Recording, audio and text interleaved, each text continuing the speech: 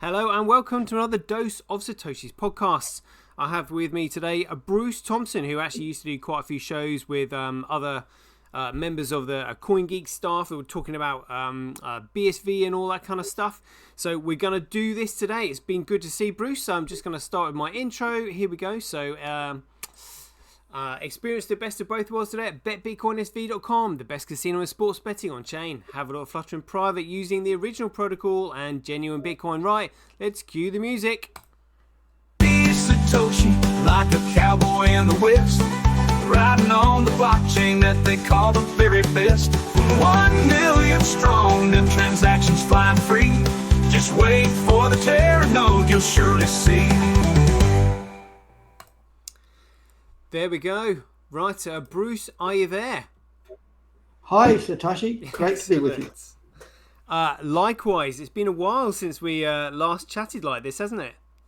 Yes, it is. Right. Right. Well, I know you've got this list of questions that there's probably going to be an epic chat today.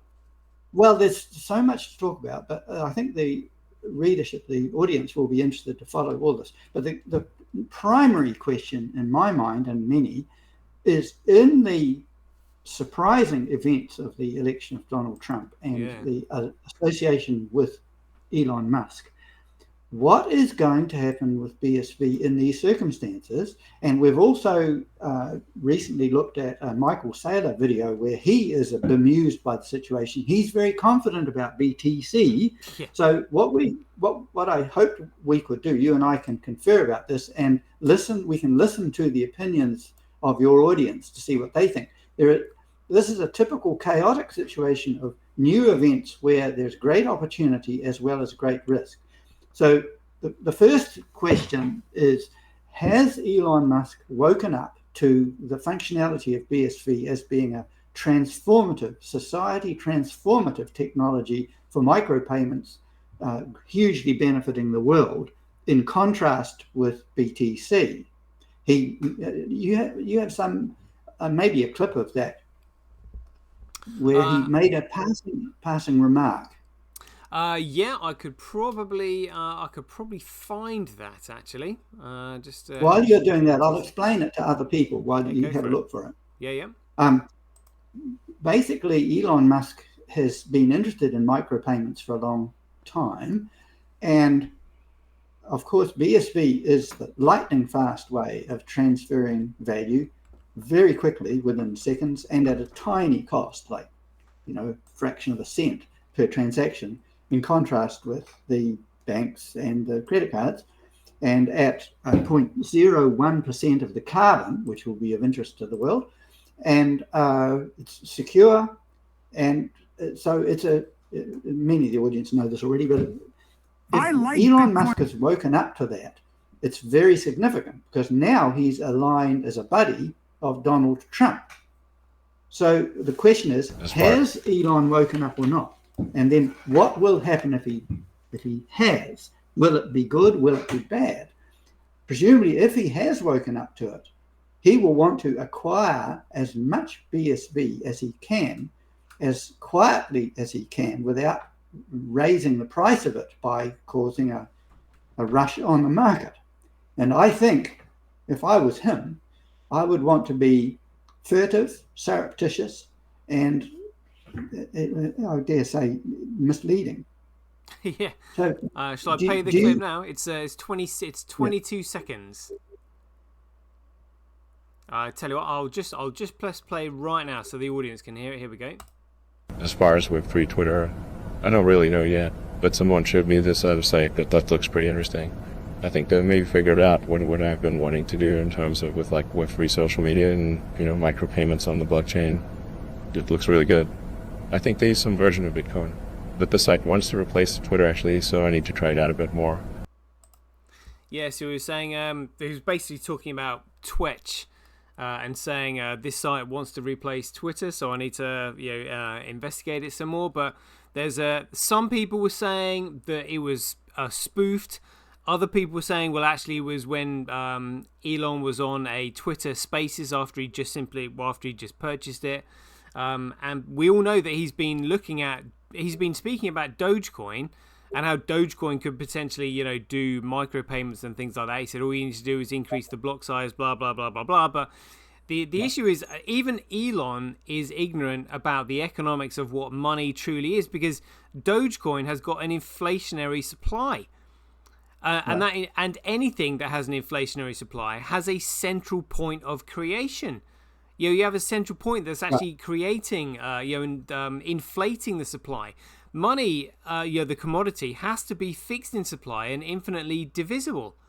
So it blows my mind as to how even people in his position can just be so ignorant as to what money actually really is.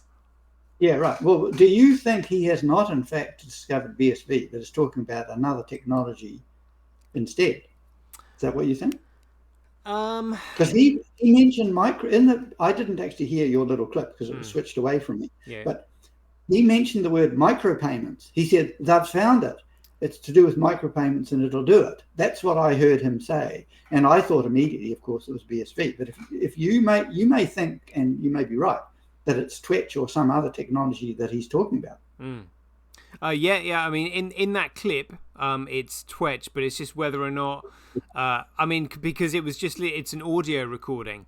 So whether somebody has like spoofed his voice or something like that, I don't know. But it's literally because his understanding of what money isn't quite there. He's going to be listening to all these other people who claim that they do know what it is, and all those people who claim that they do know what it is are people like Blockstream who are literally just mocking Craig.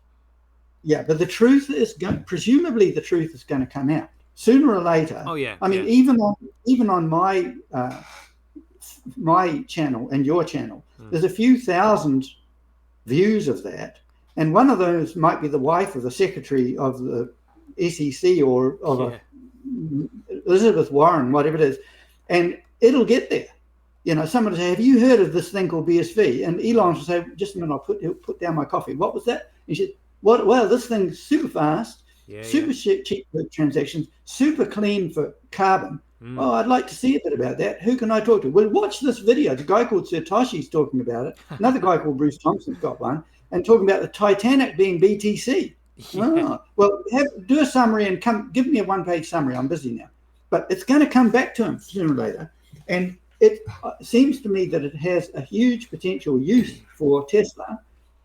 For example, for car micropayments, for Optimus services, for the tunnel tolls, for cars as a service, because he's setting up a fleet of autonomous cars, charged by the kilometre, do it with BSV, nice and easy, battery storage, all that stuff. And the king of it all would be using it as the currency, the money of Mars. He wants to be more the king of, or the author of Mars writ large. And what better to use than BSV? And so far away, he would presumably have complete control. I'll ask you that. Could he have control over BSV in a sort of, dare I say, centralized way? If he was the boss of that whole place, could he manipulate and manage BSV for the transaction method of Mars? Well, the only way anyone can actually maybe get control of BSV, but then if they got control of it, it would be worthless, is by literally getting hold of the miners. And just being a single miner, and this is what Blockstream are trying to do with BTC. They're literally trying to drive all the other miners off the chain, so that they then become a single miner, and they will then turn to proof of stake. And kind of like what they're doing with BTC is very similar to what they did with gold. They instigated World War One, and World War Two to steal all the gold to bring about the Bretton Woods Agreement, and then remove gold from the remove the US dollar from the gold standard. So they basically had a monopoly on gold, and then it was just like, right, now you're going to be using our own currency that we print, and that's what they're turning BTC into. They're like, we're going to be a single miner. There's going to be proof of stake, and we control everything. I don't think that the average user of the money, the BSV on Mars or even on Earth, I don't think they care whether it's centralized or not. The main thing is they can, unlike gold and ordinary money, they can transact very rapidly in very small amounts and be functionally good. They don't that much care about politics. That's too far removed. They want to buy their use of a car, or they want to buy their software on the Optimus, whatever it is. So even if Musk had control of all the computer hardware that was operating BSV, Mars would function very, very well because of the functionality of BSV. Never mind the politics for now. Functionally and practically, for industry, business, and personal life, a lightning fast, cheap, clean currency. You call it money or currency? So money is a commodity. Currency is issued. So money. Okay, so let's say that wave a magic wand. We're 10 years hence, and there's 2 million people now living on Mars, and they're all using BSV. They're happy. They can do all their business and trade. They don't that much care about the politics. They just say they want to do business, and they want to buy their rent and buy their groceries, whatever it is. They're just living that way, even if Elon Musk and his henchmen are controlling the computers that enable them to do it. Yeah, I mean, provided you haven't got a nefarious entity in control of it who, a written code where they're limiting, they're controlling what people can and can't buy and all that. The technology that BSV has got can literally be used for everything. I mean, it's just amazing. Right. It's amazing. Right. Yeah. Right. So we agree that as long as the absolute power hasn't yet corrupted him absolutely, that the show runs very well. Yeah. I mean, the Teranode technology is literally what basically, it's the holy grail of tech. Really, is what Teranode is. Right. Okay, so we agree that Musk could bring in BSV here and on Mars if he wanted to. We have a niggling doubt about corruption and misuse of it and cruelty to people, all that stuff. But the functionality is there, at least for a while. So let's say that Elon does discover BSV tomorrow.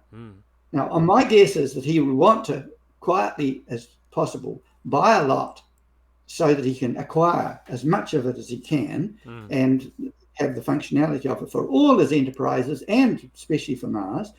So he might, my guess is that he would perhaps do things like get his friend Donald Trump to badmouth BSV, because Trump is the media expert. He's very good at persuading people with information. He can do that.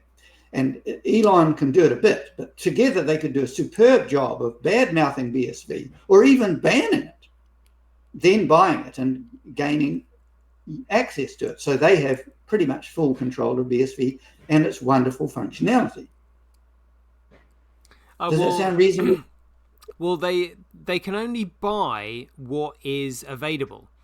And there's 19.5 million has already been mined, which means there's only a 1.5 million left to actually be extracted from the network, and the final one won't be extracted until the year 2140.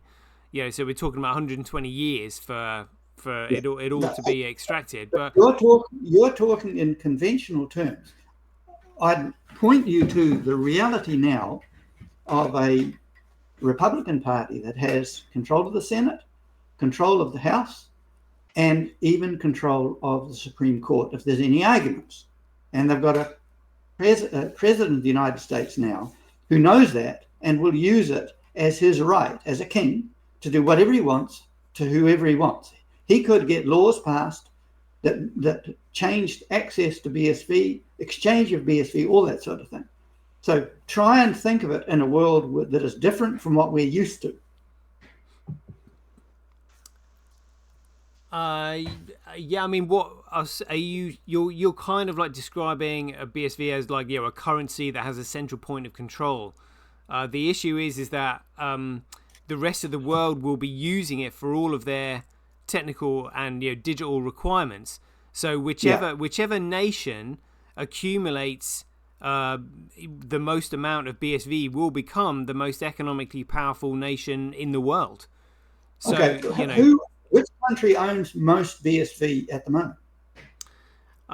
There isn't. Well, I mean, obviously, the individual with the most BSV is Craig, and the second individual is Calvin. um, They're not based. They're not based in the USA. They're outside, right? Yeah.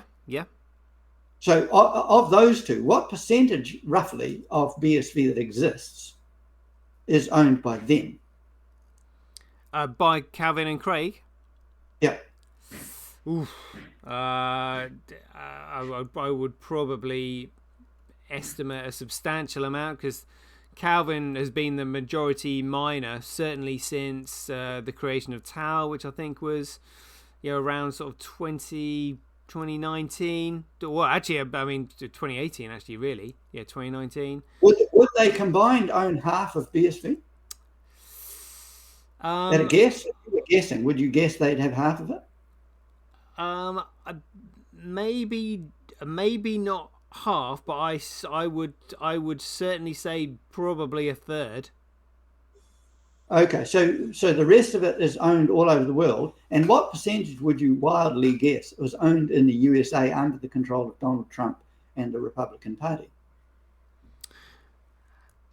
So let me think. So obviously the white paper was released, to the Western world in English, and you got Laszlo Hanyek, who paid 10,000 BTC for a pizza. He has probably got at least a few 100,000, and then there's people like Trace Mayer,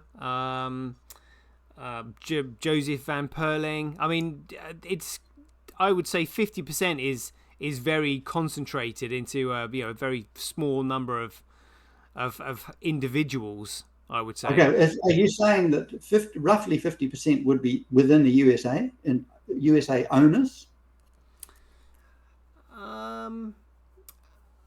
I'm not sure if Joseph Van Perling has got. I think Joseph Van Perling might be Danish. I think. Trace Mayer's from the US. The summation of what you're saying is the ownership of the totality of BSV is fairly spread all over the world, and is not an obvious majority control by the USA and its president or anyone else, right? Yeah. Okay. But remember, too, that if you have a Trump, and especially Trump plus Musk government, it can have very powerful influence effects on the UK, Australia, New Zealand, everyone. So that can influence it as well. Yeah, but it would just influence it into the hands of others. I mean, it's literally like a race against time, for people to. Well, the moment Teranode is exposed to the world, literally all those, particularly the Chinese miners that have been mining BTC, are literally just going to be like, oh shit! It's literally going to be like a race to the bottom. Like, okay. Now, when you say race to the bottom, does that mean that they're going to exit BTC? But does it mean they're going to enter BSV? Yeah. There's literally nowhere else there is nowhere for that the value in the crypto market to go. The only place it can go is into either Tether, and Tether doesn't do anything because it's inflationary again, and is backed by US dollar. The only digital commodity that has any economic value whatsoever is BSV. Yeah. Okay, so there's a migration away from mining BTC into mining of BSV, and thereby the facilitation of transactions within the BSV network.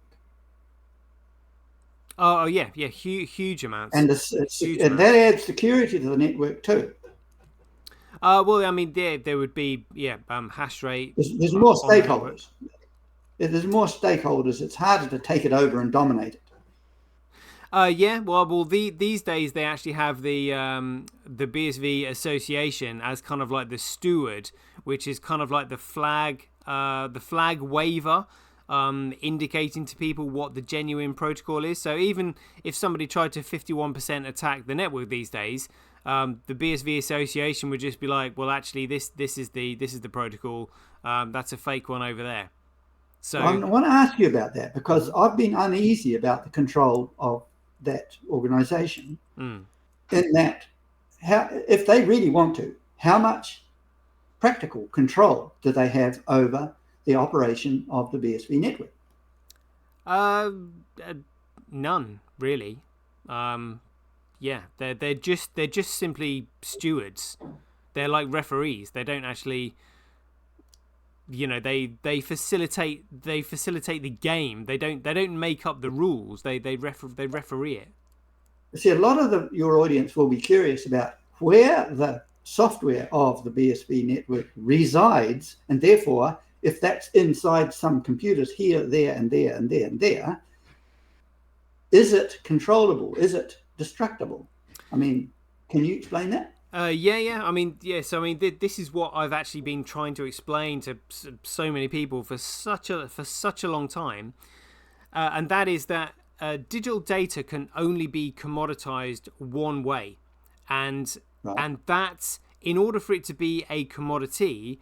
The network has to be made like that from the beginning and never change, and that means. But where does it live?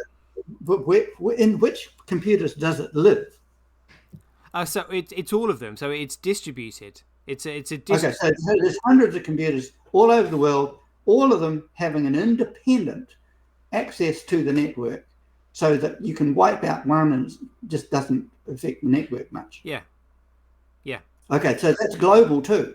So that sets my mind at rest to some degree, that it would be hard to take it over, even if you had a very authoritarian president of the United States and the CIA and hitmen all over the world. It would be hard for them to take over all the nodes of the BSV network, especially if there were thousands and thousands of them over the next year or two. I absolutely, yeah. Absolutely, Okay. It would be very, very, and in order to do that, they would require global jurisdiction, because the nodes would be distributed all over the world. Okay, that is comforting. Just as I'll go back for a second to the Teranode facilitating very rapid transactions en masse, proven already 1 million transactions a second, compared with MasterCard, which only does 60,000 per second these days. So BSV has been proven using Teranode to go 1 million, and theoretically can go up to 10 to the 19. That's 10 with 19 zeros after it per second.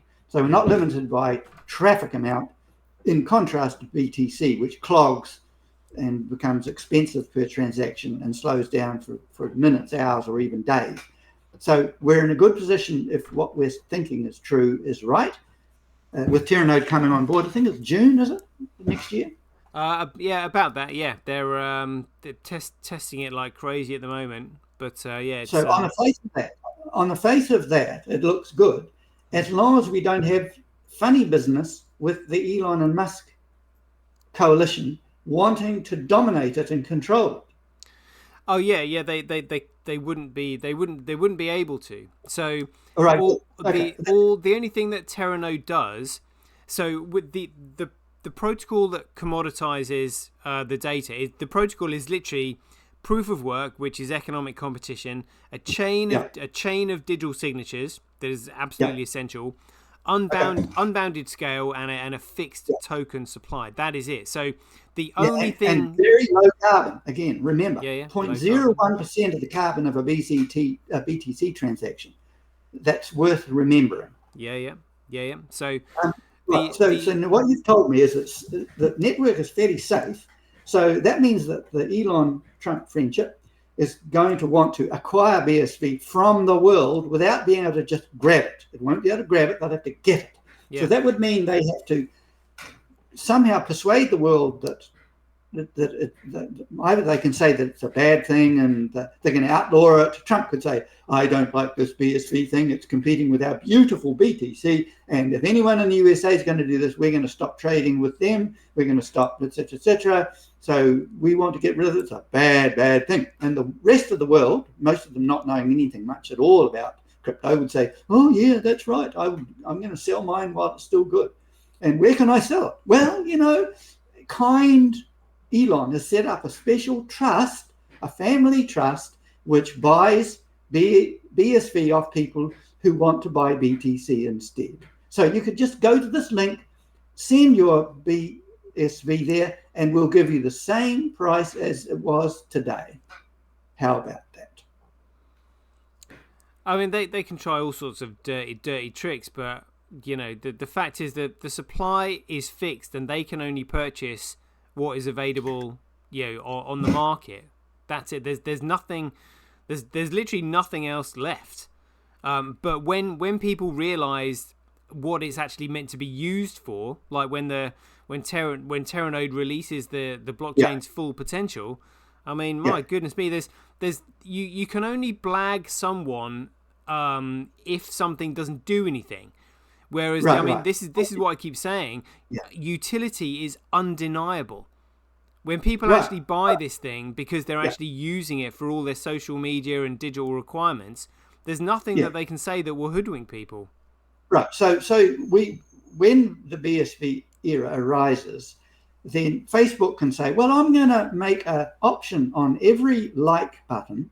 You can make it a reward the person whose post you liked with a 0.01 of a cent equivalent in BSV. Or if you really like them, I love that person, I love what they do, I want to give them a whole 50 cents.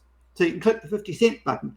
And so micropayments are possible in social networking. And that means that if you post a good post, bang, you get $1,000. So they're going to say, I'm going to quit my job and be a really good writer. So it's going to transform business that way. Also, my friend in Uganda will be able to join the internet using micropayments to sell his chickens or his pigs or whatever it is, although the banks won't look at him much. So the transformation will take place as soon as it gets going. And because so many people will want BSV to do this with, they will pay for it. They will pay clamoring and competing to get it, so that because it's limited in supply, the price must rise. Right? But it's even better than that, actually. So what will happen is, at the moment, Facebook are able to continue through their advertising model, and that's the only way they can bring in revenue. In the future, what they will do is they will build Facebook, the interface, on the BSV network itself, and Facebook will actually make profits from people using their interface. So people will pay a micropayment in order to make a post on the Facebook interface, where they know that post can't be censored, can't be deleted, can't be taken down, and Facebook will actually take a small transaction from that post. Okay, that's good. So that's the beauty of micropayments. It means the transaction costs almost nothing. Therefore, you can do all kinds of things that at the moment you're deterred by, because you have to go through a bank to pay it, and 50 cents transaction fee, whatever it is. So that's going to transform us into this world of Web3. So Facebook now in the future is going to be on Web3 using BSV to reside there. The software is going to be on that network. That's right. Now come back to let's move on to. Oh, by the way, I think that Trump must have some pretty serious debts because of all his court cases and stuff, and the friendship with Elon Musk and the ability, if he discovered BSV, could solve a lot of those problems. If he and Musk together acquired large amounts of BSV in full knowledge that it's going to rise very sharply in price and become very valuable, that could be attractive to Trump as well as Musk. Trump for his own reasons, like not just to pay his debts, but to do all kinds of stuff he wants, legal, illegal, whatever it is. But he's a power man, and he'd like to have as much power to buy and sell whatever he wants. So both of them would want to acquire the stuff. Now, where they're going to get it? At the moment, it's mostly owned by hold on to dear life owners. So they'd have to go knocking on the door, maybe with a gunman behind them, and say, I understand you have some BSV. Could we buy some off you? And Charlie Smith says, I'm sorry, I like my BSV and I'm holding on to it because I think it's going to rise in price. They're going to say, well, how about we buy 1% of it for $1 million? And Charlie says, ooh, 1% for $1 million. Yeah, okay. So that's how they can get some, at least. Yeah, I mean that is how they can get some. But what they're gonna do is they are gonna start building applications on the BSV network that are useful for everybody to use. Right. That's literally so they will become mining operations because they will be mining and processing other people's transactions as well and receiving the BSV that's in the block. But they will they will also be building applications for people to use. So literally the perfect operation for the BSV network is an operation like any digital operation because they want to make sure their digital transactions are immutable. So literally people like Google, Amazon, Facebook, Netflix, they are the perfect businesses for Bitcoin because they will become miners in order to process transactions, but they also have the interface where people are actually going to be paying micropayments to use their platforms. Okay. So you've answered a question I was going to ask, and that is whether or not Musk and Trump desperately want to buy BSV, and they don't. They won't need to. They can just build their applications, and people using those applications will then pour BSV into it. Yeah. That's how they'll get their BSV. Yeah. So they don't really need big bundles of BSV for a start. That's very interesting. Yeah, but it's because BSV is fixed in supply, and the value is going up. Literally, the race of innovation will be absolutely astounding. Yeah. You're talking about the functionality. You're talking about the enablements of business, industry, and commerce and private life provided by the BSV functionality. Yeah. They'll be wanting to both buy and use it. They'll be wanting to buy it because it's going up in value. They'll be wanting to use it, for all the data securities and data efficiencies that it saves them. Yeah, and let's move on. all their customers will be not only paying them in BSV, but all of their digital transactions with their customers will also be done in BSV and on BSV. Yeah, okay. It seems that you're saying there's no desperate rush for them to own a lot of BSV. They might buy a bit, but they don't need it to transform their operations into BSV functionality. They don't need lots of money for that because they can get the money off the customers. So there's not going to be a desperate need to knock on the doors of the existing holders of BSV to get it. They might need some, but they don't need a lot, right? Yeah, I mean, it's going to be hard. I mean, so this is the beauty of it because it's private. You don't necessarily know who's got what, and each transaction is unique, which is why you never use the same legacy address twice. Yeah. So literally, I mean, they can, if they want it, they can just go to the exchanges. They can go to Rock Wallet and they can buy it there, or they can go to exchanges. So they can get some. Anyway, they can get some, but the supply that's available is very limited. Yes, right. But part of the beauty of that, by the way, is that even if they only get one BSV, and they can divide that up and sell their stuff accordingly, like BSV is almost infinitely divisible. I think, is it divisible beyond one Satoshi, or can you divide a Satoshi? So it's the Bitcoin itself. So Craig said you can increase the divisibility in Bitcoin by up to 16 or more decimal places. Okay. So that's not, okay. That's not the thing we worry about for now. Yeah. Okay. Tell me now, what do you think, having a quick look a few minutes ago at that Saylor video, which maybe you put the link there for people to look at, but his situation, MicroStrategy owns about 250,000 BTC. I think that comes out to 17 billion or something, is it? Yeah, something like that, yeah. And he personally owns about 17,000 BSV. So now, what is his position? If you were him and you found out the truth about BSV, what would you do? Oh my God! I would literally. I mean, you're in a tricky situation because you don't want to spook the market, but then you also want to get ahead of the market in front of everybody else. You would be literally, exchanging your BTC for BSV as fast as you could. As fast now, as you could. Could you do that without being noticed? No.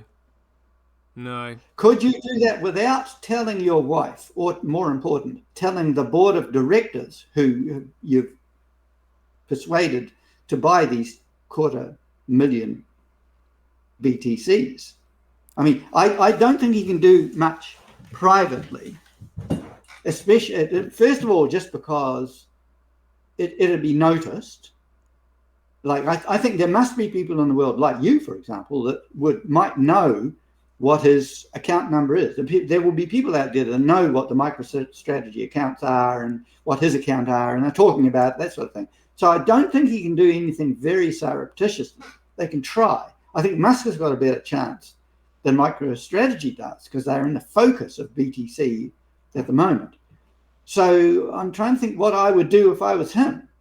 Oh, it's gonna be terrible, because the supply of BSV on the market is so restricted that literally even a tiny bit of demand will pop the price. So I mean, the price even moved when Neil Oliver mentioned it on one of his interviews the other day, and his video, or it's got about 164,000 views on that video, and all he did was mention it.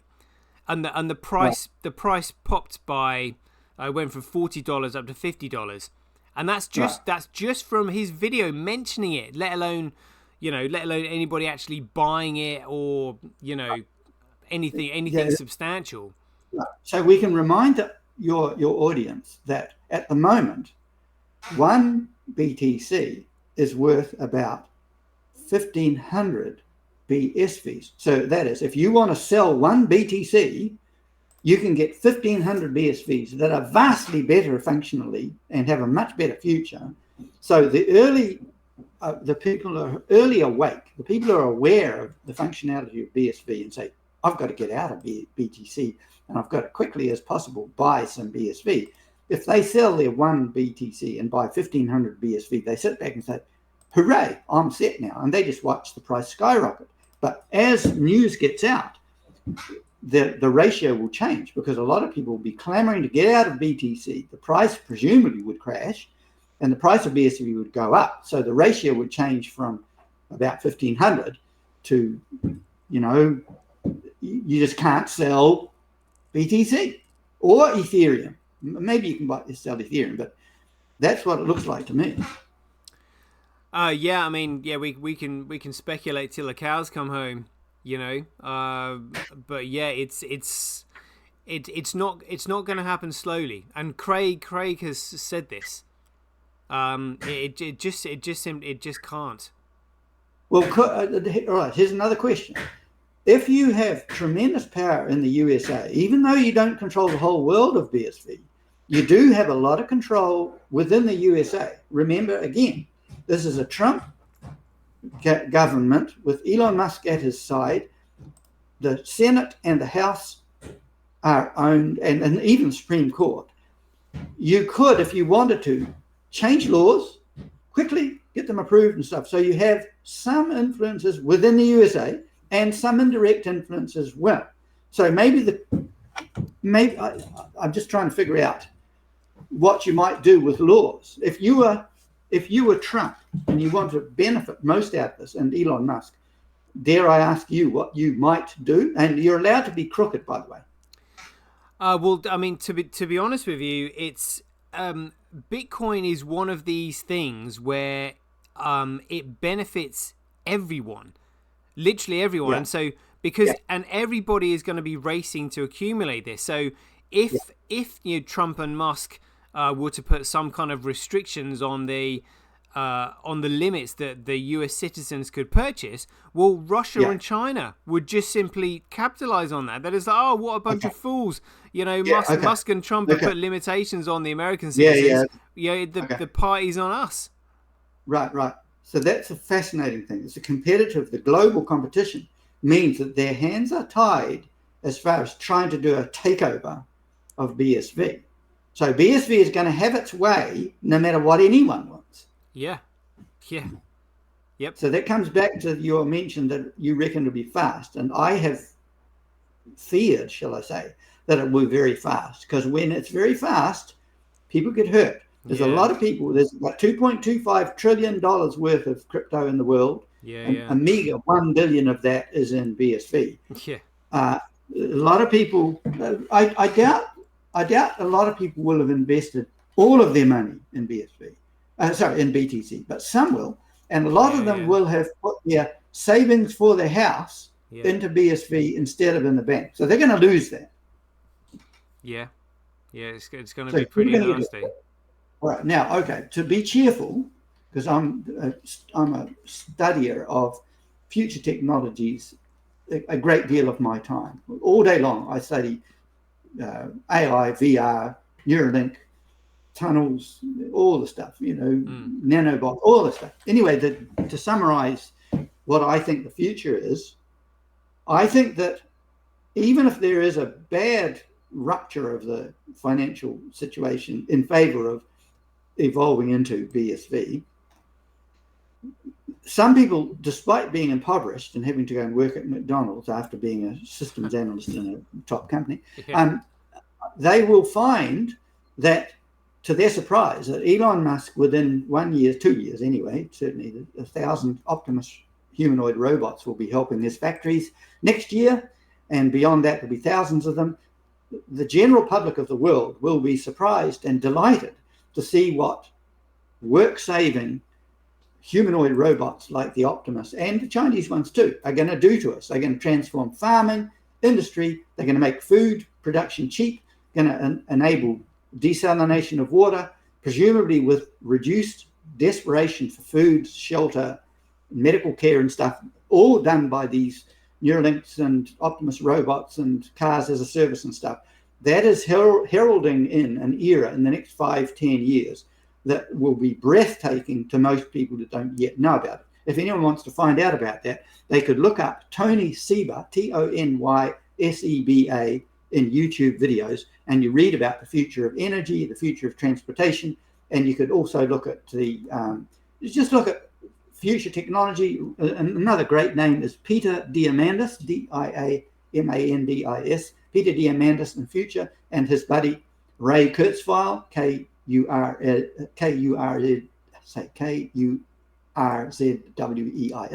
They will brief you in their videos. Ask for short videos in YouTube by clicking the cog and saying, I want just 4-minute ones and the filters at the top. So you can brief yourself very fast. But even if we're looking at a bad crash of BTC and the other cryptocurrencies, and in the confusion as BSV gets adopted, we can nevertheless bide our time. Even if you're pushed out of a job because of surprise debts and stuff, you can work at McDonald's confident that everyone's globally, Africa included, can expect a much better future. And when there's less poverty, there's going to be less desperation, less militia, less need to fight for resources. They might solve the problem of climate change, especially with a guy like Elon Musk with his super heavy rockets. Maybe they'll do geoengineering by putting particulate substances up there. I know people are horrified at the thought of that, but it may be done safely.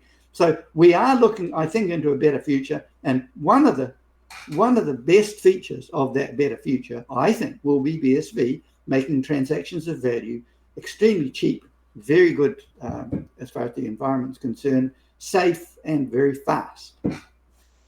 Yeah, and trustworthy. So you know that your data isn't going to be corrupted. Right. Now, it's worth a mention of Craig Wright's patents. Yeah. Now, what do you think? Do you think, in the scenarios that you muse about, do you think that corrupt parties could help COPA damage or destroy Craig Wright and disable the effect of the patents? I mean, could that be done? If you can control the Supreme Court of the USA, maybe you can have influences on the government of the UK and the Supreme Court there too, if the stakes are high enough. What do you think? Oh well, it's not actually Craig that owns the patents. It's Enchain. So Enchain is his is the corporation that actually owns the patents. So Yeah. Craig has made this very clear. He said Craig Yeah. doesn't own anything. All of his personal assets are in a trust. Because if you own something, then the powers that be will leverage it against you. So the best, they always say, there's only one thing more dangerous than a man who has everything, and that's a man that's got nothing to lose. Right. And so you're best off being in a position of strength where you don't own anything, and that's where Craig is. But he owns a huge amount of BSV. Yeah. He owns he's got a huge amount of BSV, but again, that will probably be in companies. Yeah, that's what they would want. I mean, I'm just asking you what your guess is, just a guess off the cuff.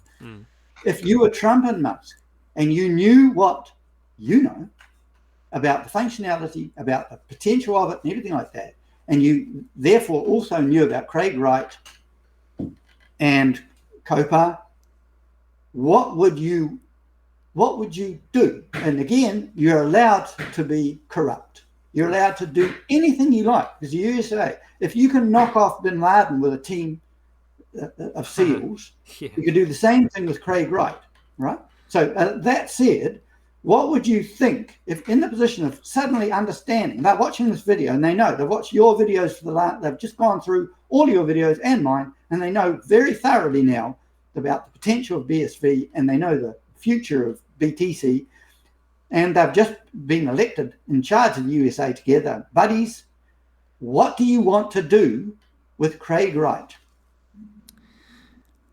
Well, I mean, to be honest with you, you would want...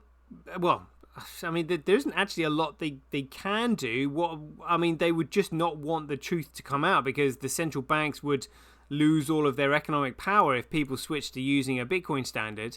But if the banks had honorable intentions, if the banks actually wanted to help the economy, they would be using the BSV network to help themselves, to save themselves costs, and to be more transparent and open. Okay, so dare I suggest that rather than send a hitman to Craig Wright, you'd actually eagerly want to protect him from anyone else who would do that. And you would say, please, Craig, come in and be our best friend, because you have the technical knowledge and you have the following. You have the credentials of a long history. So you are our best friends unless you do something we don't like. But right now, you're extremely valuable to us. You're not as valuable as Elon here, who's doing all these wonderful technologies going to Mars and stuff. But boy, oh boy, you are a valuable friend to us unless you do something we don't like. So come in and talk to us. Yeah, absolutely. How can we use this technology? And Craig will say, obviously, again, because he's got the patents, well, actually, you can use all of this technology for free. That's what Craig has gifted to the world. You can use this for free so long as you use it on the only network that actually has any economic value, which is BSV. Wonderful. So now we haven't just got Trump and Elon. We've got Trump and Elon and Craig smiling at the world. Yeah, absolutely. Open. And Craig has said, I am thrilled that my hard work in 2008, up to 2008 and 9 stuff, is actually going to be realized for the benefit of humanity in cooperation with you and Elon and space and Mars and all this. I am thrilled. Yeah, it brings everybody together. Yeah. Everybody will be like, how can we use this to secure our economy, to make sure that everything is transparent, that there's no corruption. This is what it does.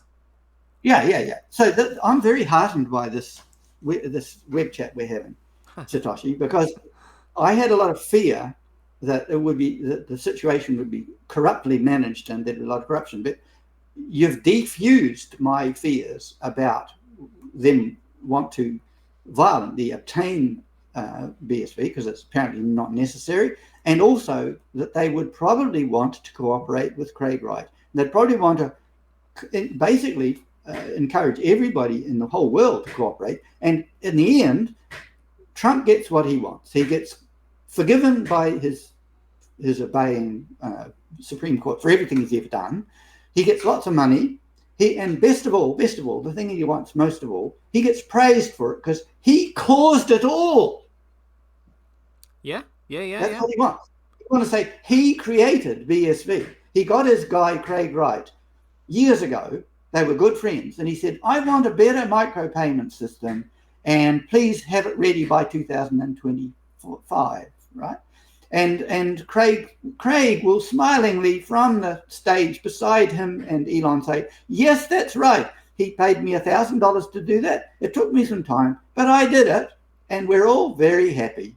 Isn't Donald Trump wonderful? Yeah, exactly. I mean, and also the technology can be used to secure voting, so there won't be any of this skullduggery in voting. Everything will be honest. Trump has already said in public that he says you won't need to vote again. You won't ever need to vote again. You vote me in, you won't have to vote again. He's already said that in public. And frankly, obviously there's risks in totalitarianism, both Trump and Musk and even Craig Wright. You get enough power, it does make you heedless of the feelings and situations of other people. But anyway, at the moment, in this conversation, you have reassured me quite a lot. We've covered some very good ground, and I'm very pleased with what we've found. We haven't really looked very hard at negative consequences. For example, Trump may be vengeful, but I think if he's comfortable that he's relieved of all his court cases, no big debt problems, and is looking great in the media, I think he may mellow a bit. And he may be happy for Elon to do the thinking work and the technical work to do all this wonderful stuff that he does. And Craig, happy to make Craig Wright the minister of whatever the equivalent is in money in the USA. He don't have a reserve bank, just the technical consultant on commerce. Everybody, literally the demand for the technology. In order to make everybody's lives more efficient, more transparent, uncorruptible, it should be massive. Should be absolutely massive. It's looking good. I'm very heartened by this. There may be lots of negatives I haven't even thought at, and I may be totally wrong, but I'm very heartened by what we've discussed here, and I imagine the audience may like it too. There's been so much acrimony about BTC and BSV and stuff, and we have to remember that a lot of people who are holding BTC, Ethereum, and Solana and stuff. But even then, can they be comforted by Craig magnanimously facilitating whatever they want to do by allowing them rights to use the BSV network? Yeah, absolutely. Yeah. Okay, absolutely. So the world is beautiful. The world is totally beautiful. What about BTC though? What happens to BTC? Can BTC be enabled to use the BSV network? So they, I mean, you can build, BTC on top of BSV, but I mean, they've purposely corrupted BTC and removed the signatures from the transaction data, and that effectively, it's the transaction that authorizes everything and gives it contractual credibility.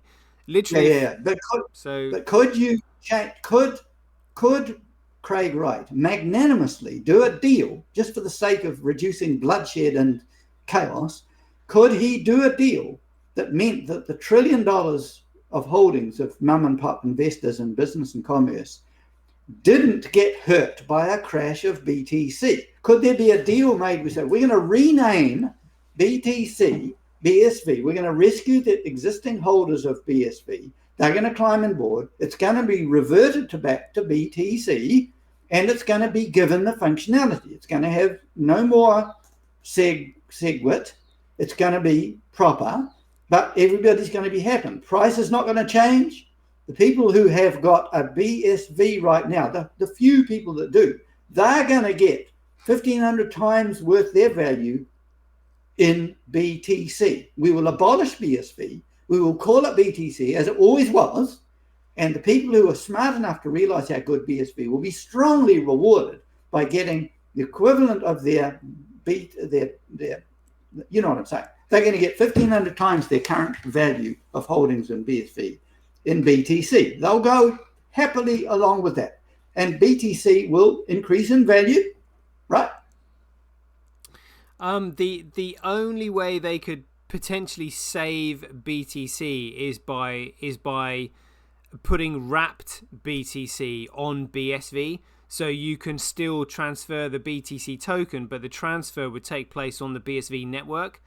Yeah. Okay. I mean, but couldn't you do it by just renaming either BTC or BSV as the other one and say it's going to have both the accountability and the speed, and it's going to have the functionality of BSV and the legality as well. So they're going to marry. They're going to merge into one thing.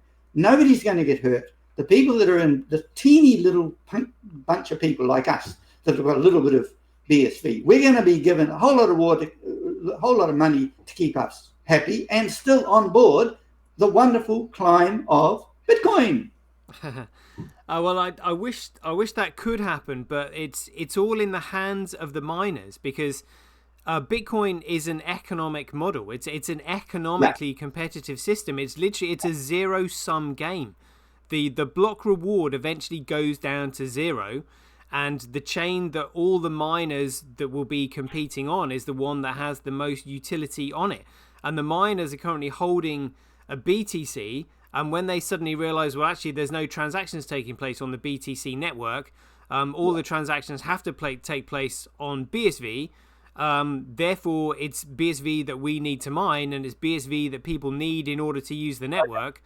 Let me put it another way. Satoshi, I have just appointed you the position of God. All right. So now what I want you to do is stop people getting hurt.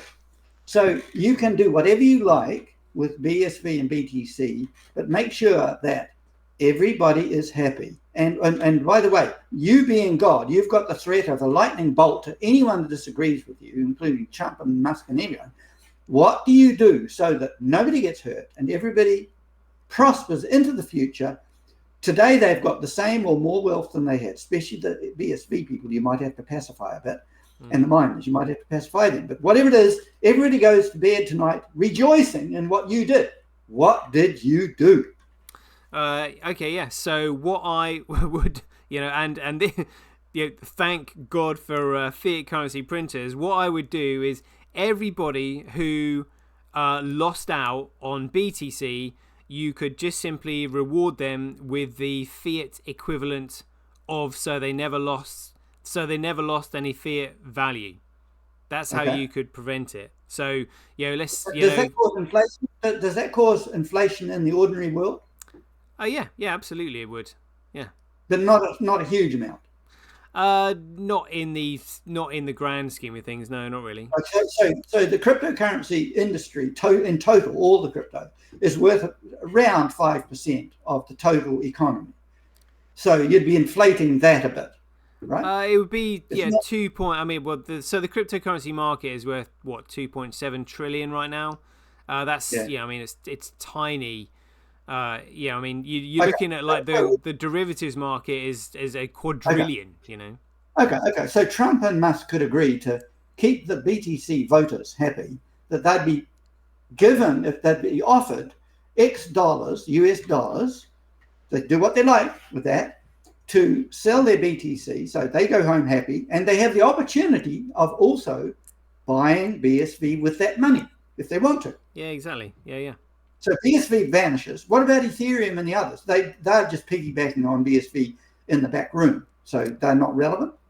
They literally the only digital network that any and all digital operations can operate on is BSV. So all these cryptos, whatever it is they do, whatever they say, it can all be done on BSV. Everything. Okay. Now that's technically and legally and morally. I'm confused about which dimension we're talking about there. I know functionally they can all do stuff using BSV, but do they need to do that to get the scaling and the low carbon and the speed? Yeah, it all has to be done on BSV. BSV is the only... The BSV Okay, is the only one that can scale everything. Yeah, okay. But hang on. When you say that it's the only one, that when you say it's the only one, you mean it's the only one patented to do that? No. It's the only one that has the protocol that actually commoditizes data in order to make it valuable, and therefore it's the only network that can secure all these other digital networks' data. It's the only one that can make sure the data can't be lost. Could they let's say they were crooks? Could they steal the code and replicate it? Yeah. Okay, so they could do that, and Trump could say, "I want you to do that," and they could. Well, so this is it. So anyone can make a digital commodity, and anyone can make one, but what they can't replicate is the neutral size and growth of the network. Okay, so you're saying it's an IT technicality that it cannot be replicated. So you can't have two BSV networks. So, well, let's take Litecoin, for example. So Litecoin is an exact replica of Bitcoin, as in BSV. The only difference is that it has a larger token supply, a lower block time, which actually doesn't really help, and that's it, you know. But with Litecoin, there was no common starting point. So Charlie Lee didn't provide a common opportunity for anyone and everyone to start the network. He just simply started Litecoin and said, "I'm Charlie Lee. I've started Litecoin," and that was it. You know, and therefore the Lightning network, the Litecoin network, didn't grow neutrally and organically. Because I know, but let's clarify the difference between a moral or legal aspect and a functional, practical IT one. So they didn't bother with doing the proper legal process of creating a new commodity called Litecoin. They just built it, right? Yeah. So they effectively created a security because there was no common opportunity provided for anyone else to. But that's just a legality. The functionality isn't the factor there. It's just when you create a new commodity, you have to do A, B, C, D, E, and they didn't do that. But they produced something that performs exactly the same as BSV, right? Yeah. Okay, so that means that somebody could create and has created in the form of Litecoin an alternative to BSV. Yeah, but I also have another explain another kind of like addition to this. So because anybody can make a digital commodity by following the protocols that are in the Bitcoin white paper, which is economic competition, chain of digital signatures, unbounded scale, fixed supply, and those elements locked. I suspect that Craig not only knew that they would probably try to corrupt and subvert his creation, which is why he created the Tulip Trust as Bitcoin's insurance policy, but he also designed Bitcoin with a memory pool. Now, this memory pool that the Bitcoin network was initially made with is suitable for a global payments mechanism. So it can scale more than enough. Like he said to Mike Hearn, Bitcoin can, I think he said something like the internet does 15 million internet purchases per day worldwide. Bitcoin can already scale much larger than that with a fraction of the cost with existing hardware. It never really hits a scale ceiling. It was fine for purely payments because Visa and MasterCard can only do 50 to 60,000 transactions per second. Even with the SV node and the memory pool, Bitcoin could already do much more than that. However, the memory pool was the barrier to Bitcoin becoming, or the Bitcoin network becoming, the internet of the future, because the memory pool couldn't deal with HD streaming, social media, emails, phone calls. So it was the memory pool that was actually I think Craig created as a red herring, knowing that it was sufficient for payments but not sufficient for the internet. However, Teranode is the implementation that will convert the Bitcoin network into being the internet of the future. But why couldn't Litecoin knock on the door of Teranode and say, how about helping us too? Well, they could do. But, would Teranode and Enchain and Craig facilitate them? Because Craig would be like, well, this is my creation. Use if you want to use a network for whatever it is you want to use it for, use BSV. We've already built it for you. You don't need to copy us. Okay. All right. So in the end, it comes down to the practicality of uniformity. Just like this, you don't want to have 10 internets. You want to have one internet that everybody uses. So that's what Craig would say. If you want my functionality, I'll help you.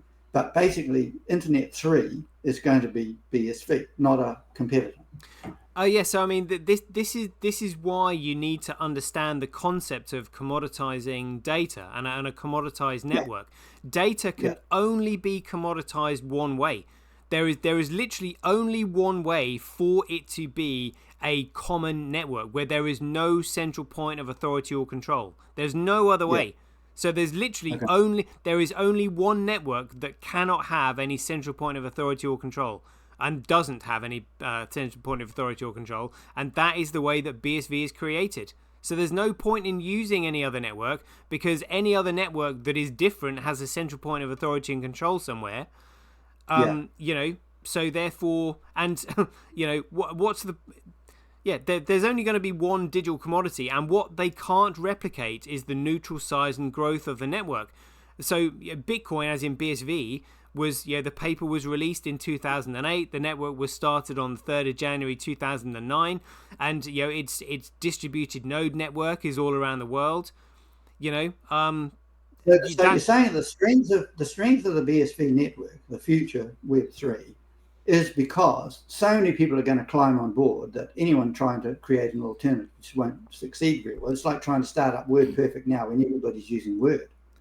I mean, it's a bit like this. It's a bit like, how eBay was the very first sort of online auction site. Yeah. Yeah. Well, because eBay had the most, was the largest auction site, with the largest number of people using it. You're always going to get the best price in the largest market.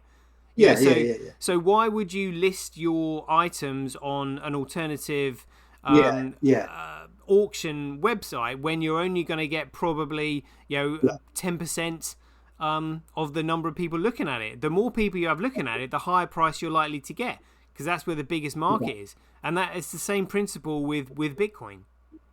Yeah, okay. That sounds reasonable to me. It's a little shaky in that I think China might want its own internet.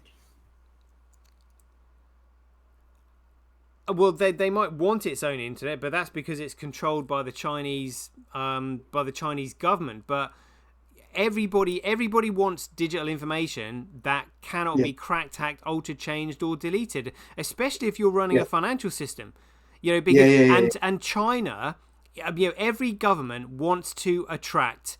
Every government wants to make sure their economy is strong. That is it. And the only way you can have a strong economy is to make sure that your economy runs on a digital network that doesn't have any central point of authority, control, or failure.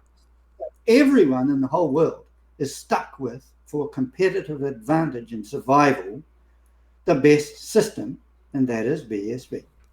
It's the only. The protocol is the only way you can commoditize data, which means data doesn't have any central point of control or failure. Can't be done any other way. Yeah, again, I'm reassured by this conversation, because I was fearful of corrupt manipulation of the BSV and its principles, like Craig Wright notably. But I see from its essential nature of BSV that it is its own boss in the world. No matter what Donald Trump thinks, Elon Musk thinks, you or I think, the functionality is like drinking water. Do you want to have drinking water? Yeah, everybody wants drinking water. So it doesn't matter if they're Chinese or Indian or whatever it is, we're all going to be drinking water. Exactly. And that's kind of what BSV is going to be like. That's exactly it. That's a very, very good metaphor to use. It is everybody wants pure drinking water. It's the same all around the world. And that's what BSV is. It's the only way you can commoditize data. Do you know, I think that it would be good, probably not easy, but it would be good if the people supporting Donald Trump and Elon Musk and Michael Saylor were able to talk with you, SirToshi, to fast track their understanding of what's going on and to arrange a humane and sensible and painless as possible transition to BSV. I don't think that Craig Wright, he's a great guy. I don't think he likes me. He cut me off from his Twitter feed. But I don't think he explains things in a way that's intelligible to ordinary people the way that you can. So again, I think what is needed is simplified and credible and checkable explanations. I did that one display page of the main advantages of BSV. If people want to look at that, it gives them a very, very fast track list of the advantages of BSV over all the other kinds of money. But what we really need is that these top players, as they struggle through the fog, that they can quickly brief themselves from people like you who know it very well and who can explain it in simple terms. So I'm not quite sure how we can get you in front of them or their staff, maybe some of their assistants and their support, some of their political ones. Elizabeth Warren or what's her name, Olivia, the senator over there. If their supporters learned of this, they would jump on it and hit the headlines with it, and it would happen faster. But at the moment, it's just happening down here in the dimness, underneath the feet of the elephants. But this is why you have to understand what is actually going on in the world right now. We talked about this the other day, and you were just like, well, the chances of them installing a one world government is a bit tricky because it's like herding cats. But the way you control everybody is through finance. All legal and political influence stem from economic power, and the power at the moment lies with the banks. And I mean, even Google and YouTube are in this. They'll be sent. I've already had 2 of my channels deleted. Back in the day. It's the powers that be that want. As they they refer to themselves as God's chosen people, want to inherit the earth. And they don't want anybody who isn't one of them to exist with them. Okay, I mean, that's universal. I mean, all cultures, all religions, they all think they are the ones who really have the answer. And they'll all try to do that. But I think coming back to the power of BSV itself, its intrinsic functional power, it doesn't care about those things. And I come back to the example I've sometimes mentioned, where you don't have to believe in BSV, but if your company adopts it and uses it, you get a competitive functional advantage over your competitors. Like the first producers of digital cameras were laughed at. That they made Kodak go bankrupt. That was not because of anyone's personality. It was because the functionality of the camera, the digital camera, even early versions of it, was so much better and cheaper and easier and faster and less trouble than the film camera. That never mind what anybody said about digital cameras, people bought it. And the same thing, I think, will happen as soon as we get the Teranode going. Amidst all the disbelief about BSV, it'll take someone like CN Rail or NZBC or whatever it is to just quietly adopt it and thrash their competitors. And they say, how on earth did you do that? You say, well, we've got a very fast payment system, and it's put another 3% on our annual return. People are flocking to it because they like it and we're growing. So absolutely. Never mind what you think. You witness it, and then your competitors say, if they're still alive, if they're still standing, they say, Jack, adopt that in our company too, whether you like it or not. Yeah, absolutely. Yeah, So I think spot on. yeah, spot on. I mean, and this is what I keep saying. I mean, let's say the cabal own all the blue chip companies, and they're sort of like trying to influence them. Say, oh, don't use BSV. Don't use. We don't want you to use it. However, all it's going to take is a small to medium sized enterprise that the cabal haven't got their hooks into, that they don't control, that is like hungry for profits and efficiencies and all that, to use it, and that's it. So BSV has a life of its own. It's like a virus in a way. It's an idea that is a virus, a very powerful virus. So I think that's maybe how it's going to go. There may be attempts to suppress it, but again, I've been reassured by this discussion with you. I don't think that it's possible to do that. Not because people aren't bad. It's because it's impossible. It's too distributed. It's too global. It's too functionally superior. And regardless of what people think about it, as long as somebody adopts it, they win. And their competitors lose. Absolutely. So that's how I think it's got to go. So what we do is we wait till about June, whenever Teranode, the Amazon Web Services, they are relating to BSV, them and Aerospike. They're setting up so that BSV can facilitate the Amazon Web Services. For anyone watching this doesn't know what Amazon Web Services is. Amazon, as you know, is a big marketplace where shoes and clothing and electronics are all bought. They did very well. Amazon did very well. Bezos made a lot of money, and when he'd done that, he said, well, it's a shame, we've got all this wonderful computer architecture for merchandising online. Why don't we rent out that service to other people, even our competitors, so the world will run better? Bingo, it worked. And they created Amazon Web Services, which enables people all over the world. Now, recently, they've been talking with Teranode, which is a technical company that helps connect with BSV and fast transactions, about using BSV there. So that could be one of the first places where the revolution might take place. Amazon Web Services does $150 billion a year in transactions.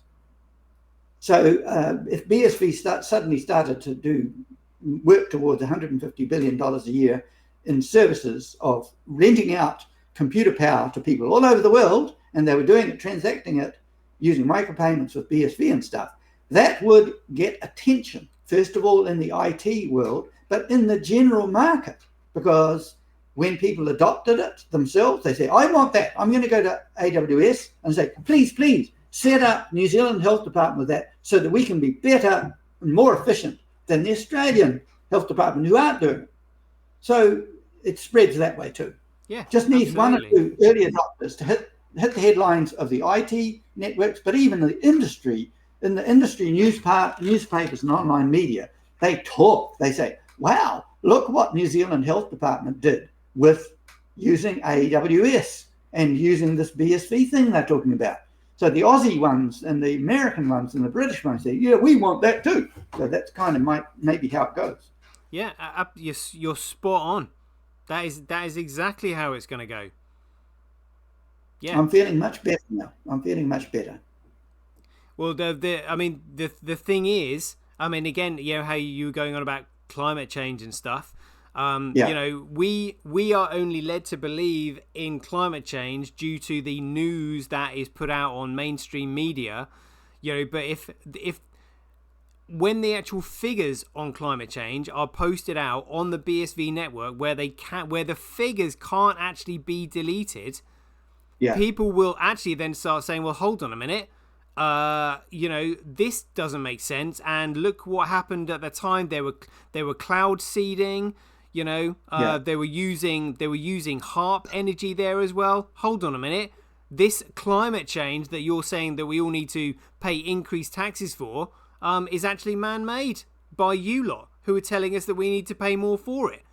There's all sorts of things that are going to come out of the woodwork. Yeah, I put hundreds of hours into learning about climate change and teaching it too since 1999. My understanding is that the ocean, for example, can absorb, or used to be able to absorb, about 10 billion tons a year of carbon, but it's got damaged by human activities, and the amount of carbon being put into the atmosphere is now not just 10 billion tons that the ocean or some plants and stuff can absorb, but it's way more. We know, nobody will argue that we've burned 1,800 billion tons of carbon from coal and oil and stuff. Barrel, 1,800 million barrels. So no, I'll say it one more time. 1,800 billion barrels of oil have been consumed, and there's another about 1,800 billion in the ground. So nobody's arguing with those figures. And when you put that into the atmosphere, nobody will argue that when you burn it, it's going to create CO2. Nobody will argue that CO2 level therefore will intensify in the air, in the atmosphere, and nobody will argue that sunlight won't bounce off that. So that's physics. I think climate change seems to be real on those figures. I don't think it was a contrivance. I just in quickly, one thing I disagree with many greenies about. People say, oh, we've got to stop our carbon consumption. Well, we've been trying to do that since about 2000 or before. And the answer from the human race is no. I want to have a warm house. I want to have a car to drive. I am not going to significantly reduce carbon. If I die, that's a problem. Solve it. So I think what might happen is the US military, who already have declared that climate change is a national security matter, I think they will send up their big V-jets and B-52s, and they'll put either sulfur particles or salt particles, something like whatever it takes to bounce sunlight off. It's called geoengineering. I think that's what they're going to have to do if things get worse, if things get too expensive, if the storms smash Florida even more and everywhere else. I think that the US military or the Chinese, whatever it is, they'll do it on the basis of national security. They won't take no for an answer. I think they're going to block the sunlight falling on the planet using these means, knowing full well that it may affect some crops and some plants. It might cause a bit of acid rain, but I think if the emergency arrives as fast as it seems to be arriving, I think that Elon Musk will be called in to the US military to say, Elon, solve it. He'll say, oh, this would take some time. I need some researchers. You've got everything. You've got the US scientific community in uniform saluting you. Tell us what you want to do. We'll tell you how. Use your super heavy rockets to put the particles up there, the billions of tons of it, whatever it is. Make sure as safe as you can. Do it small scale first. We will look after the greenies rioting at the Capitol with batons and imprisonment, but make it happen, because we cannot have these tornadoes, these firestorms in California wrecking the economy and so on. So please do it, Elon. Elon will say, yeah, all right, I think I can probably do that. Yeah, we'll have to see. But one thing you can be certain is that the truth will come out when the world adopts a BSV standard. Yeah. I'm happy now. I'm a happy camper at the moment. I mean, things can change. It was great to talk with you. Yeah, I mean, also, in terms of, economic transparency and reduction of economic terrorism, the banks should also be adopting the BSV network for everything, because at the moment, neither the European Central Bank nor the Federal Reserve have ever been audited, ever. So no one knows how much they're inflating the currency by, and it's inflation that effectively inflicts economic terrorism on nations. This is why the Swiss central bank. I mean, again, this is why in Switzerland you've got all Gavi and the IMF and the Bank of International Settlements and all that. They're all in Switzerland because Switzerland refuses to inflate their currency. What they do is when all the other countries and their central banks are inflating their currencies, causing detrimental inflation, the central bank just simply revalues their own currency against the others who are inflating theirs. That's why everybody loves Switzerland, because of all the particularly European countries, the Swiss central bank is by far the most economically responsible. Are you saying that the Swiss franc does increases in value over time globally or decreases in value? No, it increases. Okay. Yeah. So they lock it. Okay. Okay. So when people stash away lots of money in Switzerland, they put it in Swiss francs? Yeah. Okay. Okay. Yeah, that's why the likes of Warren Buffett and Bill Gates and all these billionaires have actually been, converting, exchanging their US dollar for Swiss francs. It'll be very interesting to see whether the Swiss put money into BSV. Well, yeah. I mean, Enchain have got their head offices in Switzerland. There's lots of Swiss-based, sort of Bitcoin companies there and all this kind of stuff. Yeah. So, I mean, would you say globally money devalues about 10% each year? Well, again, it's currency. So currency is issued and therefore by its very nature has to be inflated, which means its value reduces against the relatively stable number of goods and services in the economy. But in terms of which currency is the most economically responsible and that actually appreciates against all the other world's currencies, then that's the Swiss franc. I see. I think that Michael Saylor compared the inflation of money, the US dollar, for example. I think he said it was 17% a year of devaluation compared with BTC going up. He used 17% as the figure of fiat. I think that's what he was saying. So presumably Swiss franc might even be better than that. Well, a Swiss franc. I mean, it's not. Obviously, I mean the supply of Bitcoin BSV is there's literally only 21 million coins to go around the entire world. Of which there is over $2 quadrillion worth of financial value and assets. Because in the future, let's say when you're selling a house, you won't be selling your house for $300,000 worth of USD or pounds or euros. You'll be selling a £300,000 house in exchange for £300,000 worth of Bitcoin. So it's a fair exchange of value. So the value has to be in the Bitcoin market already. So the market capitalization of Bitcoin will take on the value of every single financial market that is currently measured in fiat currency. But do the fiat currencies continue? Because Michael Saylor is saying they will continue because they have other features and functions. Countries want to have control of value within their country in different ways from globally.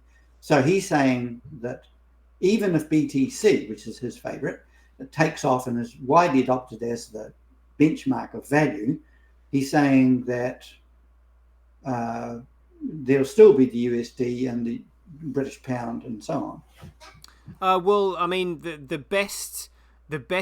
I mean, the currency that people want to use is the currency that is the fastest and the most efficient. Yeah. So if you want to send your global remittance around the world and all that, you want to make sure your transaction doesn't get lost or anything like that.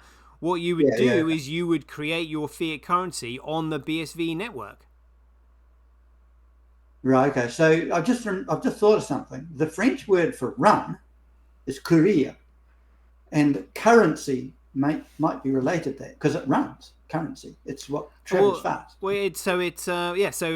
Currency is an amalgamation of two words. It's a circulating security. And if you try and put those words together, it's a bit difficult, but a current flows and circulates. So a circulating security is currency. Yeah. Okay. Anyway, talking about that house, let's say you're talking about selling a £300,000 house. Mm-hmm. Now, if you were the one who used the BSV to buy that house, you're living in the house, but the house is becoming devalued, right? Yeah. There's one being built 10 meters behind me right now in my backyard. I'm building a house there. So that's kind of bad news. Yeah, but it's everything in life is a balance. It's kind of like, yeah, BSV might be going up and accumulating hugely, but if you really want a house in your back garden, I'm going to live in this house. I'm going to live in that house. It's a brand new house, and I'm going to rent out the one in the front. So if wave a magic wand and BSV 2 years hence is widespread and is the currency, how do I view the value of my house as part of my portfolio? And how do I view the rent coming in from this existing house I'm sitting in right now? So I mean, literally everything comes down to supply and demand. The value of BSV will be set by the economic forces of supply and demand. But it's just at the moment, all economic value is measured in fiat currency. But with the once a BSV, once the market capitalization gets to 50% of its potential overall market capitalization, the rate of increase then starts to diminish, and it just simply diminishes forever. So let's say that somebody buys that house behind me, and they pay, I don't know, let's say they pay 500,000 New Zealand dollars for it, which is about 250k pounds. All right, so you come over here, you decide to live next door to me, and you pay 250k pounds, and you're living in that house, right? Mm-hmm. Now that you paid the equivalent in BSV, so the house that's there, and you're happy living in it. The 250k of value, the value of BSV changes. So that as time goes on, it would become cheaper in BSV, but more valuable in barter for other things. So I'm not losing my value of my house. It's just the BSV price of it may be falling, but the real value of it in terms of other things, if you want to trade in shoes or cars to buy that house off you, that would remain high. Regardless. And also, because a rising tide lifts all boats. So if So if everybody is using a BSV, a Bitcoin standard, because everybody is becoming more wealthier, people will be willing to pay more for that house if they really wanted it. So the value of that property would also be going up, just not as fast as BSV. But I'm confused here, because I thought that you pay 250k for it, but because of the deflation of BSV relative to the house, somebody next year, like 2 years from now, they want to buy that house off you. They're not going to pay 250k pounds. They're going to say, I'll give you 150k pounds for it, but you don't mind, because with that 250k pounds, you can buy so much more than you can now. Because BSV has become so much more valuable over that time. So the house more or less keeps its value. The houses will more or less keep their value unless something actually sort of like happens to the currency, unless something happens to the economy where that house is located, and something happens to the currency there, because something is only worth what somebody else is willing to pay for it. And if the means of exchange has collapsed and nobody's got any, nobody can afford anything, then obviously the house is going to plummet. But this is where the beauty of Bitcoin comes in, because Bitcoin is fixed in supply. So therefore, and because it's got utility, and a very, very useful utility, and a demand utility, it comes down in the end to what you said before. It is the usefulness of things, not only the usefulness of BSV, but the usefulness of that house. It's the desirability of the house. If it's in a great location, somebody either wants it for a retirement purpose or for it's convenient, or there's a whole load of the arrival of BSV is not going to upset the property market.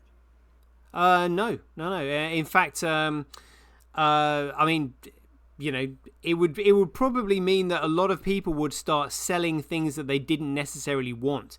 So, for example, Why?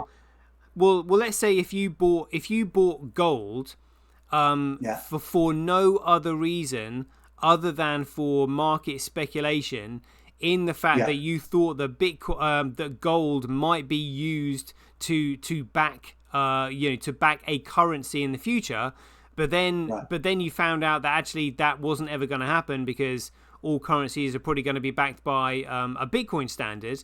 Then then you're not holding it for any reason because nobody else is going to buy it because they suddenly realize actually gold is never going to be used to back a currency anymore because everybody's going to use Bitcoin. Okay, so that's going to reduce the store of value significance of gold. Yeah, and every other store of value. So what that will actually do is free up huge amounts of resources into the market. So okay, let's focus on gold for a second. So a lot of people like gold for diamond rings and for cultural for rings and jewelry and stuff, and for industrial uses of gold. So the real usefulness of gold, other than its store of value and its prospective value, will fall. So that means money will come out of gold into BSV. Yeah, and same with art. You know, this is the probably the best metaphor, best example. Art is meant to be admired. You buy art because you find the beauty in it, the aesthetics in it. Art is meant to be displayed. Now, when people buy art and they just simply store it in a dark storage container and hide it away from the rest of the world, then there is something fundamentally wrong with the economy.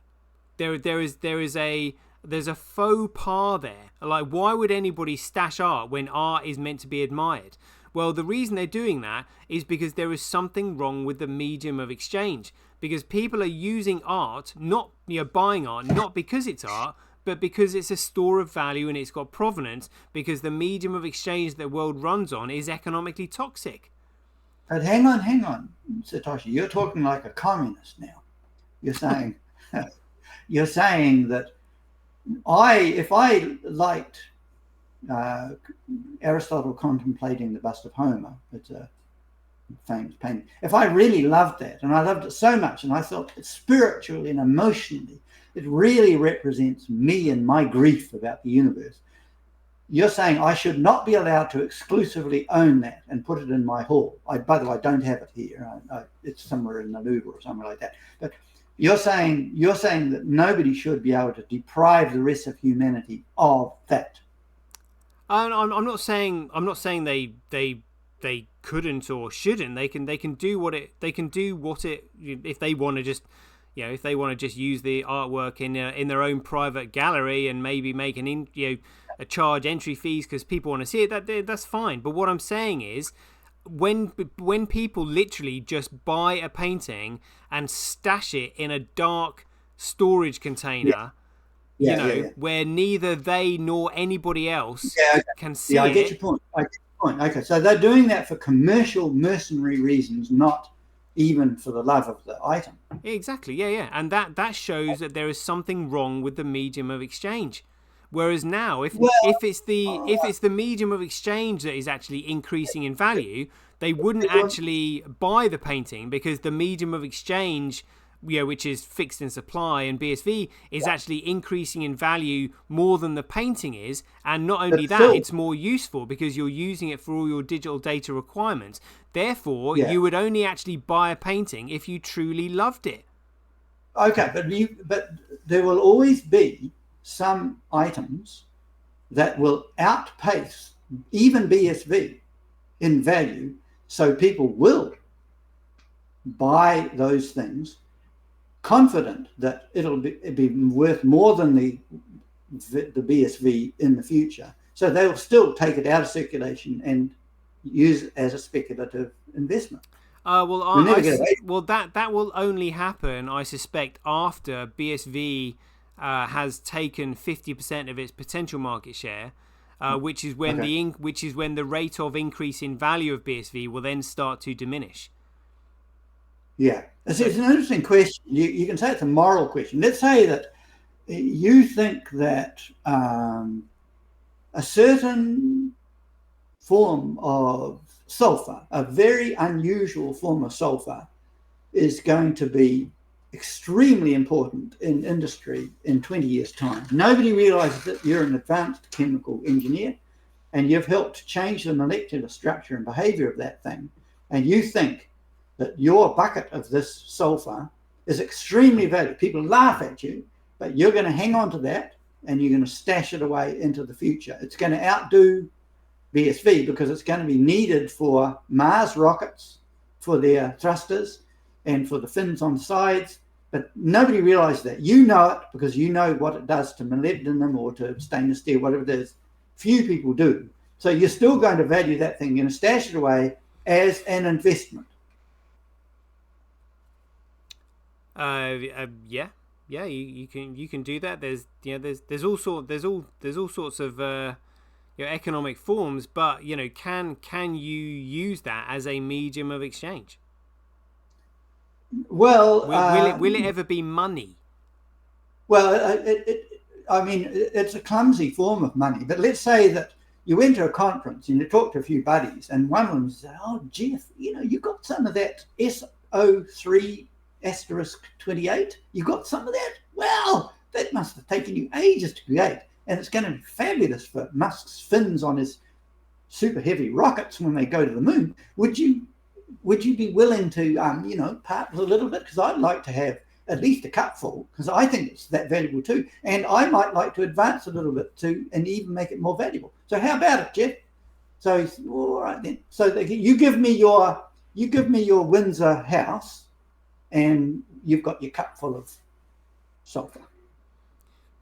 But what I'm saying is that sulfur there will will only be worth its true market value. If it's unbelievably scarce, then of course it's going to be valuable. But what I'm saying is, with gold, gold has its commercial market price, which is its commercial use case price, but then it's also got its speculative market price with people hoarding it for no other reason other than they speculate that it might be used to back a currency in the future.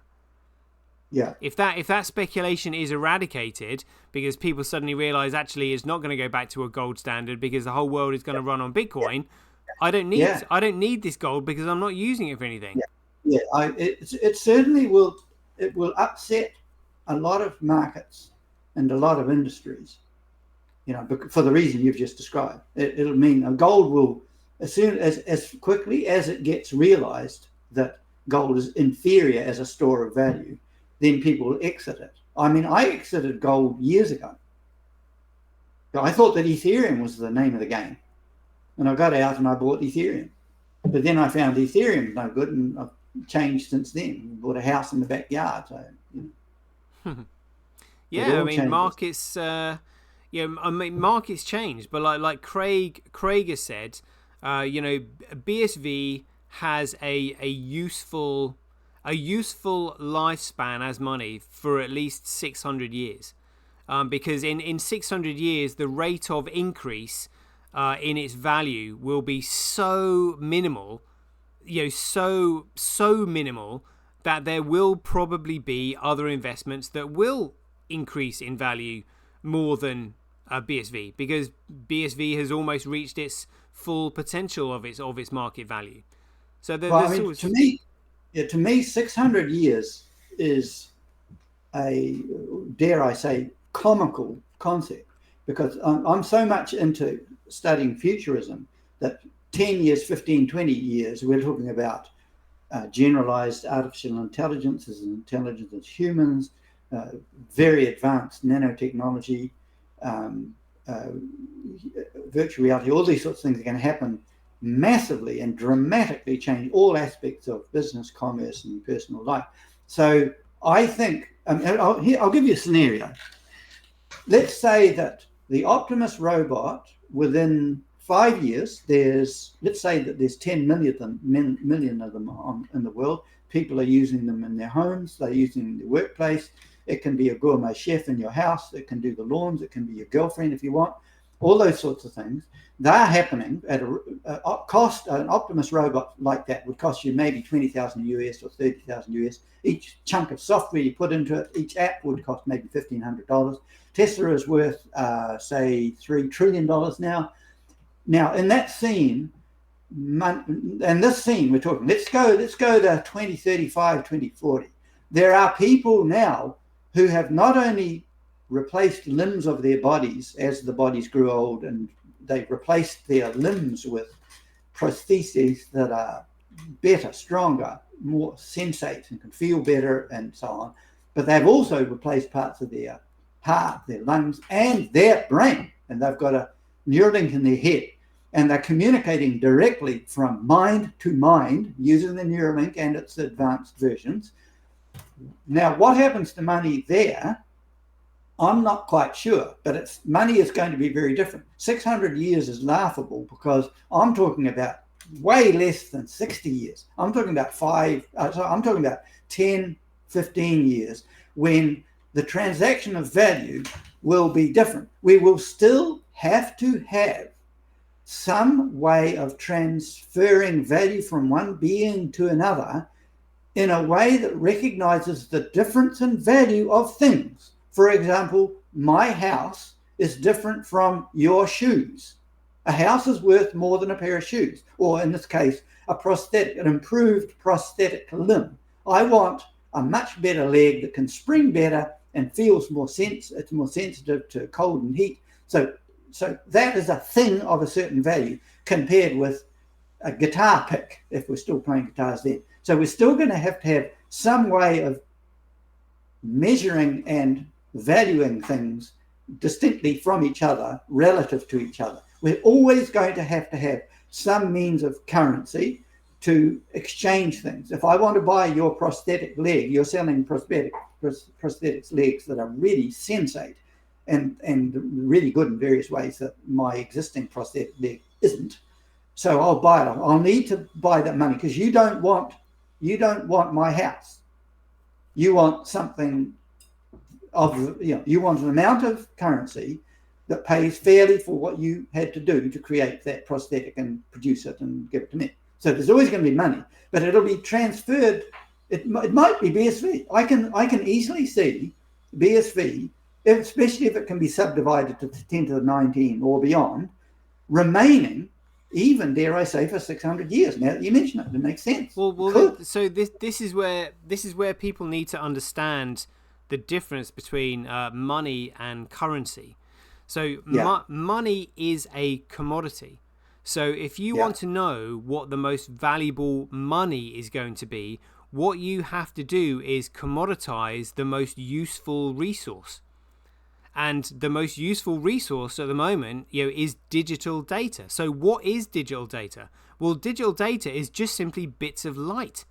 So what Craig has actually done is he's actually found a way to make light valuable, and light is the most efficient way of transferring information that we currently know of. So unless you can find a more superior resource than light energy, you're not going to find a more valuable money than Bitcoin. Right. Yeah. I do still sometimes struggle with these definitions. You're very good at those. I think it helps if you give examples too. Give me 3 examples of money and then give me 3 examples of currency. Oh, well, so 3 examples of currency is really easy. US dollar, euros, pounds, New Zealand dollars. Yeah. What currency is a security.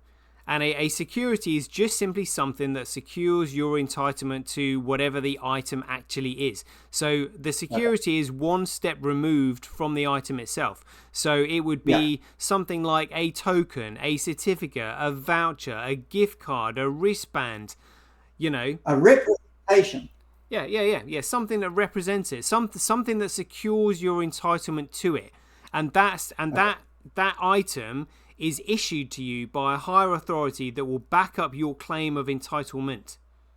So it's currently recognized. It's currently recognized as the representation of value. Well, it's issued by a higher authority that will solve any dispute. If there is any controversy, because the security, like the token, the gift card, the voucher, whatever, is issued by a higher authority that will back up your claim should a dispute arise over it. They'll be like, no, we issued this, that entitles him to X, Y, Z. That's yours. But it's a title. A dollar is a title deed. It's a government title deed, right? Yeah. So that's what currency is. Well, so what happens is when a security starts being used as a medium of exchange within that closed economic area or private community where that power has the authority, or where that authority has the power to back up your claim, it becomes a circulating security and referred to as currency. All right, so that covers currency. Now give me 3 examples of money. Okay, right. So the word money is actually mon, so it's singular. So let's say you have things of value like coffee, like salt, like gold, like silver, like platinum, like frankincense, like myrrh, anything like this, right? So oil and coal. All of those things. So when these things that have no human barrier to entry have a use case, that use case can then generate economic value. And so when that value is then used as a medium of exchange, which is a tool that enables, encourages, and accelerates the facilitation of trade, it means that those tools will outcompete one another. So what happens is when a commodity monopolizes a market due to its ability to be used as a medium of exchange, it becomes a monopoly commodity and recognized as money. That's what money is. It's a commodity that has outcompeted all the other commodities being used as this exchange of value until it becomes the single one in the market. And so a monopoly commodity, a commodity that's outcompeted all the others as a medium of exchange becomes a monopoly commodity and recognized as money. So you started this little discussion with commodity being oil, gas, or electricity, or ours on the internet, but some useful thing that people want, right? So that's a commodity. But what I was asking was, what is money relative to that? So it's a commodity that is outcompeted all the other commodities as its ability to be used as a medium of exchange.